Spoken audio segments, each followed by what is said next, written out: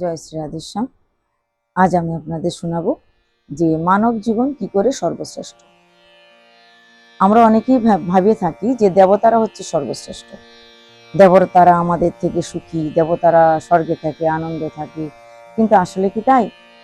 না, আসলে তাই নয়। আমরাই হচ্ছি সর্বশ্রেষ্ঠ মানব, দেবতার থেকেও শ্রেষ্ঠ। কেননা দেবতারা ওই মানব দেহ আশা করে, দুর্লভ মানব দেহ। সে কারণে বলা হয়, যদিও বা মানব দেহ ক্ষণভঙ্গুর, যখন তখন ভেঙে যেতে পারে, তথাপি যতক্ষণ সময় আছে মানব দেহ অত্যন্ত দুর্লভ দেহ। শ্রীমদ্ ভাগবতে সুখদেব গোস্বামী দেবতাদেরকে অনধিকারী বিবেচনা করেছেন ভাগবত কথা শ্রবণের, কিন্তু মানুষকে অধিকার দিয়েছেন ভাগবত কথা শ্রবণ করানোর। কি কারণে?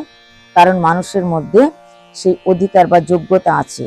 তাই মানব জীবন কখনো নিকৃষ্ট নয়, যদি আমরা এটাকে কাজে লাগাতে পারি। দেবতার জীবনটাকে উৎকৃষ্ট মানা ভুল। আসল হচ্ছে মানব দেহটা হচ্ছে উৎকৃষ্ট। কিন্তু কিভাবে? মানব দেহ কিভাবে উৎকৃষ্ট হয়? কিভাবে মানুষ সুখী হতে পারে? মানুষের টাকা পয়সা, ধন দৌলত, জায়গা জমি ইত্যাদি থাকলে সে সুখী হতে পারে না। একটা মানুষের যদি অনেক টাকা থাকে, সে কি সুখী হতে পারে? না, এটা ঠিক নয় যে সে সুখী হবে।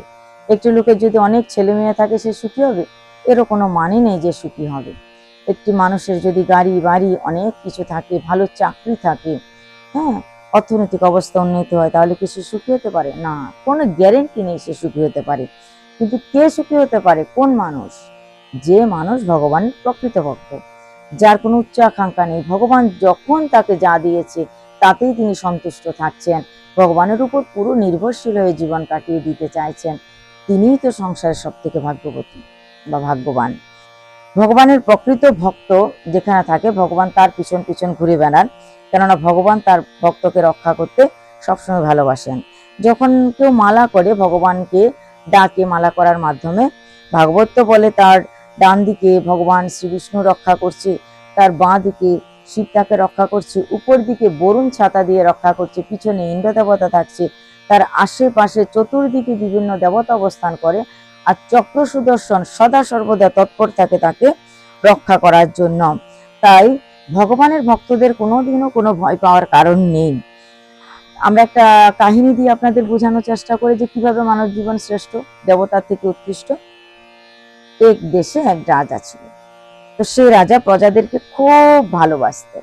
তিনি একদিন ঢোল পিটিয়ে দিলেন যে আমার রাজ্যে যত প্রজা আছো, গরিব দুঃখী দরিদ্র বা যে যেরম আছো, আমি তাদেরকে উপকার করতে চাই, সবাইকে আমি চাঁদি বিতরণ করব। তোমরা সবাই চাঁদি নিয়ে যাও আমার কাছে এসে। একদম রাজ্যের প্রজারা তো বেশিরভাগ প্রজাই তো চলে গেল চাঁদি আনতে। কিন্তু তার মধ্যে রাজা যে নির্দিষ্ট সময় দিয়েছে, সেই সময়ের মধ্যে কিছু কিছু প্রজা যেতে পারেনি চাঁদি সংগ্রহ করার জন্য। তো যারা চাঁদি সংগ্রহ করতে পেরেছে রাজার কাছ থেকে, তারা নিজেকে বহুত ভাগ্যবান মনে করছে, বহুত ভাগ্যবান, আমরা রাজার কাছ থেকে চাঁদি আনতে পেরেছি। তো আর কিছু লোক ছিল, তারা তো আনতে যেতে পারেনি, দুঃখ করছিল। কিন্তু কিছুদিন পর রাজা আবার ঘোষণা করলেন যে যারা আমার কাছে থেকে চাঁদি নিয়ে গেছে, তারা তো ভাগ্যবান, যে চাঁদি নিয়ে গেছে, পেয়েছে, সুখে আছে। কিন্তু যারা চাঁদি নিতে আসতে পারেনি, বাদ বাকি যে কিছু প্রজা আমার আছে, তারা আমার কাছে আজকে আসবেন, তাদের ঘরে যে সমস্ত লোহার জিনিস আছে সেগুলো নিয়ে আসবেন, বা বাইরে থেকে লোহার কিছু কিনে আনবেন। আমার কাছে এমন একটা জিনিস আছে, যে জিনিসের সঙ্গে ওই তাদের লোহার জিনিসটা ছেকালেই সোনা হয়ে যাবে।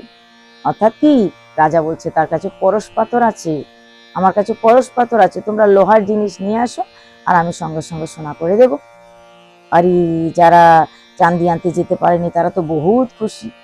তাদের ঘরে যা যা লোহার জিনিস ছিল সেটা তো নিয়ে গেল, কেউ আবার কিনেও নিয়ে গেল লোহার জিনিস। আর রাজার কাছে যাওয়ার পর রাজা তো সব জিনিসগুলাকে ওই পরশমণির সঙ্গে ঠেকিয়ে ঠেকিয়ে পরশমণির সঙ্গে দিয়ে তারা সোনা বানিয়ে নিয়েছে। লোহা সোনা হয়ে গেছে। এবার কারা সুখী বলুন তো, কারা আনন্দ পাচ্ছে? প্রথম চাঁদি যারা নিয়ে গেছিল, তারা ততক্ষণ সুখে ছিল, আনন্দে ছিল, যতক্ষণ তারা রাজার দ্বিতীয় আদেশের কথা শুনতে পায়নি।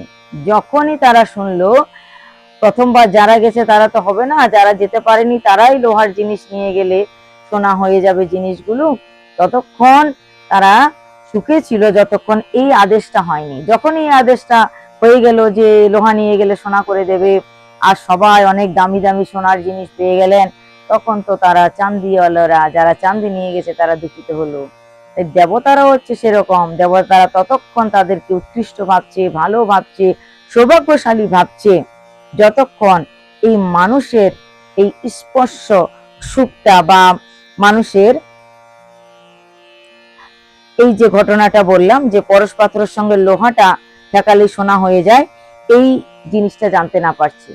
কেননা মানুষ লোহা, সোনা কখনো সাধু সঙ্গে কাছে গেলে, কোনো সাধু গুরু বৈষ্ণবের কাছে গেলে, সৎসঙ্গে গেলে লোহা সোনা হয়ে গেল। মানব জীবন তো মলমূত্র ধারণকারী নিকৃষ্ট জীবন, কিন্তু কতক্ষণ, যতক্ষণ না সে হরিনামের সন্ধান না পাচ্ছে, যতক্ষণ সে ভাগবত কৃপা পাচ্ছে, যতক্ষণ না সে কোনো সদ্গুরুর কৃপা পাচ্ছে। তো যখনই গুরুর কৃপা পাবে, যখনই সাধু সঙ্গে যাবে, যখনই কৃষ্ণ নাম উচ্চারণ করবে, তার পবিত্র জিহ্বায় নাম উচ্চারিত হবে, নাম নিত্য করবে, তখন তো সে দেবতা থেকে শ্রেষ্ঠ হয়ে যাবে। কেউ তন দুঃখী, কেউ মন দুঃখী, কেউ ধনবিন রহত উদাস, থোরা থোরা সব দুঃখী, সুখী রাম কি দাস। আরে রামের দাসই তো একমাত্র সুখী, কৃষ্ণ দাসই তো একমাত্র সুখী, জগৎ সংসারে আর কেউ সুখী নেই।